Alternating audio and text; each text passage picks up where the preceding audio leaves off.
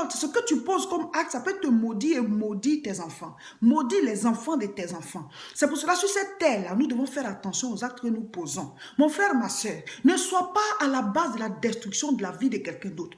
Ne sois pas à la base de la souffrance de quelqu'un d'autre. Ne sois pas celui-là qui détruit quelqu'un pour pouvoir, toi, monter. Ne sois pas celui qui tue pour pouvoir, toi, vivre. Ne sois pas celui qui abaisse pour pouvoir être élevé. Mon frère, ma soeur, ta bénédiction ne viendra pas du malheur de quelqu'un d'autre. Si toi, tu bâtis ta bénédiction, ta soi-disant bénédiction, entre guillemets, sur le malheur de quelqu'un d'autre, sache que ça t'attend devant.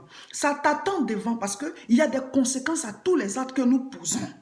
Donc, avant de plonger dans un péché, il faut bien regarder. Vous qui partez coucher avec les femmes d'autrui, vous qui partez, on vous dit, ah, il faut aller dans telle forêt sacrée, tu vas aller faire tel sacrifice.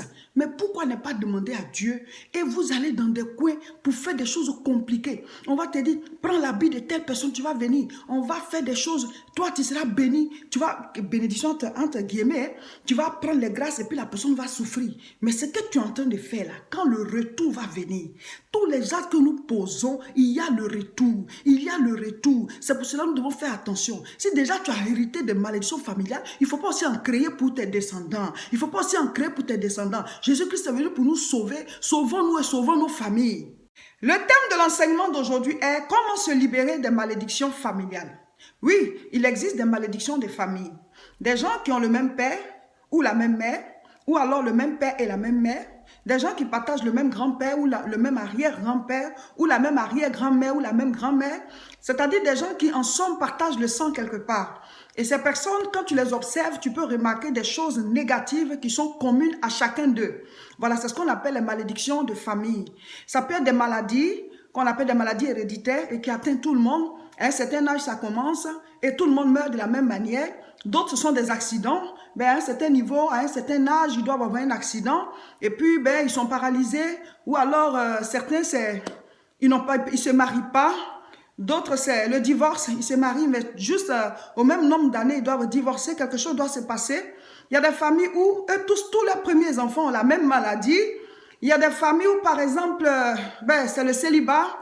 Tout le monde ne se marie pas, tu vois, les filles, elles sont là, les hommes, ils sont là. Ou alors, il y a des familles où, bon, il y a un niveau d'études qui n'atteignent jamais. Il y a des familles où il est interdit de voyager. Quand tu dois voyager, ben, des choses t'arrivent, tu te rends compte que c'est très difficile. Bon, il y a plein de choses. Il suffit d'observer ta famille. Heureusement, ce n'est pas toutes les familles qui ont ces malédictions, mais malheureusement, celles qui en ont sont nombreuses. Les familles où il y a les liens, il y a les malédictions sont plus nombreuses que les familles où il n'y a rien. Donc, c'est pour cela que nous faisons ces enseignements. Mais heureusement, on n'est pas sans espoir. On n'est pas sans espoir. Jésus-Christ, il est l'espoir du monde. Il dit, je suis la lumière du monde. Et il nous a donné le pouvoir, il nous a donné les clés. Donc, quand on donne l'enseignement, c'est pour vous dire comment il faut faire pour vous libérer vous-même des liens de famille et libérer vos familles, libérer tous les membres de votre famille. C'est possible. Jésus-Christ nous a donné le pouvoir de marcher sur les serpents et les scorpions. Alors, d'où viennent les malédictions familiales?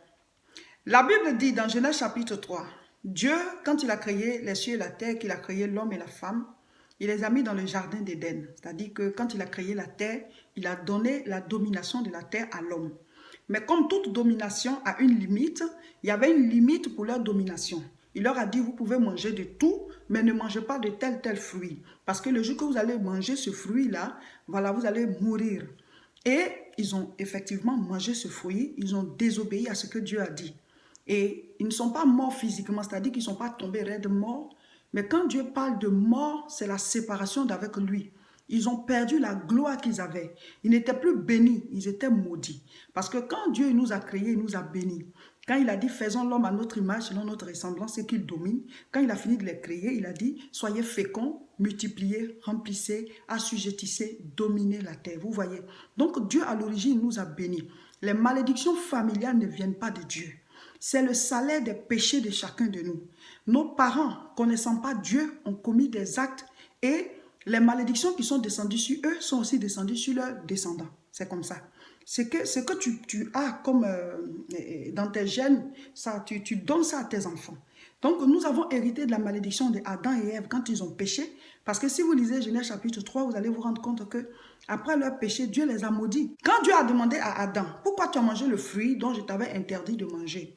Et il a dit, c'est la femme que tu as mise à côté de moi qui m'a amené à manger le fruit. Il a demandé à la femme, elle dit c'est le serpent. Donc Dieu, il a maudit et le serpent, et la femme, et Adam. Et donc Adam et Ève étant les premiers hommes, nous avons hérité de leur malédiction. Nous avons hérité de leur péché. Donc déjà ça fait la malédiction de l'humanité entière. Le salaire du péché étant la mort. Et quand Dieu parle de mort, ce n'est pas forcément la mort physique, comme je l'ai dit tout à l'heure. Ça peut être aussi la mort spirituelle. C'est-à-dire, spirituellement parlant, tu es déconnecté, tu as perdu toutes tes grâces, tu es dans le noir, tu es dans les ténèbres.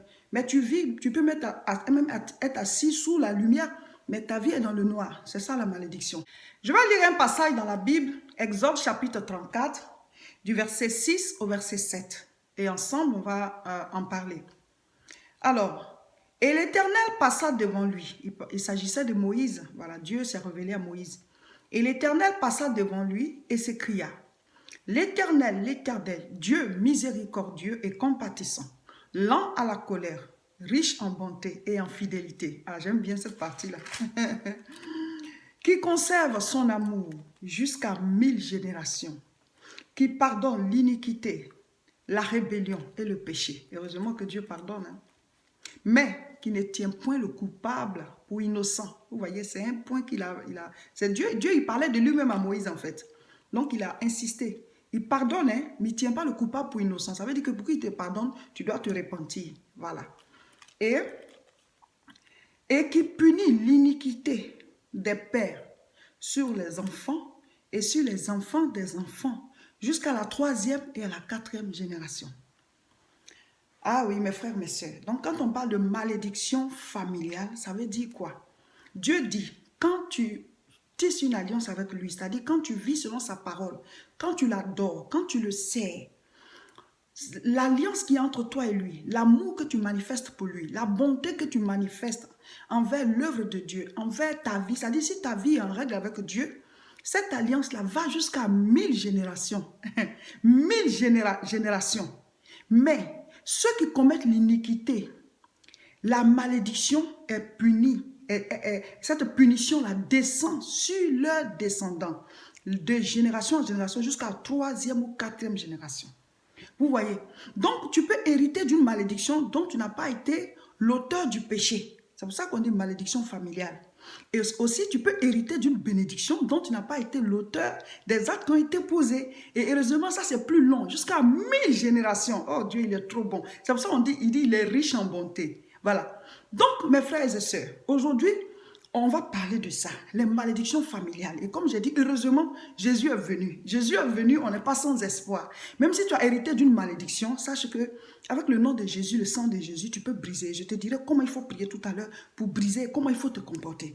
Mais ce sur quoi j'aimerais insister, si déjà nous, on a hérité de la malédiction, de l'iniquité de nos pères, c'est pas à nous de commencer, nous aussi, à commettre des iniquités, des péchés graves, des situations bizarres pour que nos enfants et nos descendants puissent hériter de ces malédictions-là. Ah oui, ce que je viens de lire, c'est la Bible, c'est pas moi qui l'ai écrit, hein? C'est pas moi qui ai écrit cette parole-là. Moi aussi, on m'a prêché la parole, j'ai accepté, j'ai décidé de marcher avec Jésus, je suis devenue chrétienne, comme chacun de vous qui écoutez la vidéo, qui suivez la vidéo. Donc, mon frère, ce n'est pas moi, je ne suis pas l'auteur de cette écriture. C'est Dieu qui est en train de nous dire, voilà comment lui, il agit. Mon frère, ma soeur, à partir de ce passage biblique que j'ai lu là, tu dois savoir que les actes que tu poses sont très importants. Parce que leurs conséquences vont agir non seulement sur toi, et sur tes descendants jusqu'à la 3e, 4e génération. C'est pour cela que nous devons faire attention. Et l'alliance, l'amour que tu vas manifester envers Dieu, les retombées vont aussi agir jusqu'à 1000 générations. Donc c'est à nous de choisir, c'est à nous de prendre la bonne décision pour dire, ma vie doit être une sémence pour mes descendants, et pour moi-même, et aussi pour mes descendants. Nous commettons souvent des actes très graves, et on oublie que ça peut agir sur nos descendants. Il y a des gens qui ont commis des choses, et puis aujourd'hui, leurs enfants sont maudits, les pauvres. Mais heureusement que Jésus-Christ, par son nom, aujourd'hui, on se libère de ces liens-là. Le passage que j'ai lu, c'était dans l'Ancien Testament. Jésus-Christ n'était pas encore arrivé. Mais maintenant qu'il est venu, s'il y a des liens et des malédictions desquelles tu as hérité, sache que le nom de Jésus peut te libérer de ça. Mais j'aimerais expliquer pour dire, que ce soit l'Ancien Testament ou pas, dès l'instant où c'est écrit dans la Bible, si toi tu continues de commettre des actes qui méritent cette malédiction, tu vas te maudire, tu vas maudire aussi tes descendants. Tu vas aussi maudire tes descendants. Donc j'aimerais parler aux parents, à nous qui avons déjà des enfants, à toi qui as des enfants qui suivent cette vidéo, sache que les retombées de tes actes peuvent détruire leur avenir, ça peut détruire leur vie, ça peut détruire l'étoile de tes enfants, ça va faire qu'ils ne brillent pas, ils sont là, ils sont fades et tout et tout. C'est comme une femme par exemple qui dit, ah, moi je veux me garder pure pour aller jusqu'au mariage. Et puis à un certain moment, elle s'en va commettre le péché, elle s'en va faire les rapports sexuels et puis elle est enceinte. Si tu demandes à Dieu, oh, je te demande pardon, je voulais me garder pure, mais je suis quand même allé coucher avec un homme, je te demande pardon, pardonne-moi. Dieu va te pardonner, il va laver le péché que tu as fait, mais il ne va pas enlever la grossesse là. La grossesse va rester. Il faut que vous compreniez un peu le sens des conséquences en fait. Ce n'est pas que Dieu il est mauvais, malgré qu'on demande pardon, la conséquence reste. Non, la conséquence c'est la suite normale, logique de l'acte que tu as posé. Donc tu ne vas pas dire, ah Seigneur, je te demande pardon, comme tu m'as pardonné, enlève la grossesse. Donc l'enfant là, tu vas l'accoucher. Tu vas l'accoucher, donc c'est pareil. Donc c'est pour ça que quand nous posons des actes, nous devons faire attention. Parce que Dieu peut te pardonner, mais les conséquences de l'acte que tu as posé, ben, ça va sortir. Hein. Alors, concrètement, comment être délivré des malédictions familiales? Je vais lire Romains chapitre 3, du verset 23 au verset 24. Car tous ont péché et sont privés de la gloire de Dieu. Et ils sont gratuitement justifiés par sa grâce, par le moyen de la rédemption qui est en Jésus-Christ. Quand je vous donne les passages bibliques comme ça, il faut les lire. C'est très important. Parce que les conseils, les enseignements que je donne ne viennent pas de moi. Je les tire de la parole de Dieu. Donc, vous aussi lisez pour que vous soyez édifiés. Donc, la Bible dit, nous avons tous péché. Nous avons tous hérité du péché d'Adam et Ève. Mais, comme je l'ai dit, on n'est pas sans espoir. Nous sommes gratuitement justifiés par le moyen de la grâce qui est en Jésus-Christ. Donc, si tu sens qu'il y a des malédictions dans ta famille, la première étape, c'est d'accepter Jésus-Christ. Parce que c'est lui qui nous justifie. Jésus-Christ, c'est la parole qui a été faite chair, la parole de Dieu. C'est cette parole qui contient la vie, la délivrance, la prospérité, la bénédiction, l'élévation. La Bible dit, il envoya sa parole. Chaque fois qu'il y a un problème quelque part, Dieu envoie sa parole. Quand il y avait les ténèbres dans le monde, Dieu a dit que la lumière soit. C'est par la parole que Dieu fait tout. Donc, comme on était dans le péché, dans la souffrance, dans la misère sur cette terre, il a envoyé sa parole sous la forme humaine. Donc, Jésus-Christ est le salut de Dieu pour l'humanité. Il est la solution de Dieu à tous nos problèmes. Il est la réponse à toutes nos questions. Il est la guérison pour nos maladies. Il est la vie là où, pour là où il y a la mort. Il est la lumière pour là où il y a les ténèbres. Il est en somme la réponse de Dieu à tout ce dont nous avons besoin. Donc, si tu regardes cette vidéo, quand tu n'as pas encore accepté Jésus-Christ dans ta vie, tu dois savoir que c'est la porte. Il a dit dans Jean chapitre 10, à partir du verset 9, il dit quoi? Qu'il est la porte. Celui qui passe par lui, il va rentrer, il sera sauvé, il va trouver de verts pâturages pour son âme. Donc, il est la porte pour retourner à Dieu. Parce qu'on est sorti de la présence de Dieu par Adam. Et nous pouvons rentrer, retourner à Dieu par Jésus. Donc, Adam, c'est par lui que nous avons été égarés. Et Christ est le deuxième Adam qui est venu nous ramener à la maison du Seigneur. Donc, si tu veux être délivré, tu veux échapper aux malédictions qui sont dans ta famille, tu dois passer par la porte de la rédemption qui est Christ. Ça, c'est la première étape. La deuxième étape concerne ceux-là qui disent, moi, je suis chrétien, j'ai accepté Jésus depuis longtemps, mais je me rends compte qu'il y a certains liens, il y a certaines malédictions qui continuent d'agir sur moi et tout ça. Et donc, la deuxième étape, c'est pour répondre à ceci. Et je vais lire Galates chapitre 4, le verset 1. Or, aussi longtemps que l'héritier est enfant, je dis qu'il ne diffère en rien d'un esclave, quoiqu'il soit le maître de tout. Je continue, verset 2 jusqu'au verset 4. Mais il est sous des tuteurs et des administrateurs jusqu'au temps marqué par le Père. Nous aussi, de la même manière, lorsque nous étions enfants, nous étions sous l'esclavage des principes élémentaires du monde. Mon frère, ma soeur, quand on accepte Jésus, la Bible dit on est né de nouveau. Et tout ce qui est né est bébé, tout ce qui est né est enfant. Vous voyez, à la maison, il y a l'enfant et il y a le fils. Le fils, il est déjà mature. Ils sont tous héritiers, et l'enfant et le fils. Mais l'enfant ne jouit pas de l'héritage comme le fils, parce que le fils, il est mature. Donc la Bible dit, quand tu acceptes Jésus, tu es né de nouveau, tu es un enfant. Mais tu dois grandir. Donc l'étape de l'enfance, Dieu, il veille sur toi.